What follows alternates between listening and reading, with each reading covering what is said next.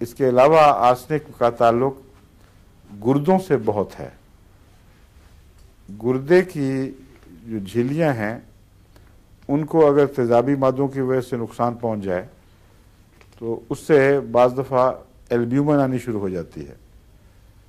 और इसी तरह जो इसका बाज़ कैंसर की हालतें हैं, जो पेशाब की थैली में कैंसर पैदा होता है, उससे बेचैनी पैदा होती है।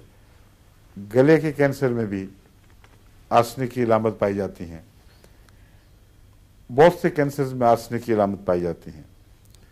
तो इन सब में अगर आर्सेनिक बरह रास्त पूरी शफा ना भी दे सके, दूसरी दवाओं की ज़रूरत पड़ती है, तो आर्सेनिक बीच में मिला देना दवाओं के साथ या दवाओं के साथ बारी बारी देना काफ़ी मुफीद बैठता है। मैंने कई दफ़ा आर्सेनिक को इस तरह इस्तेमाल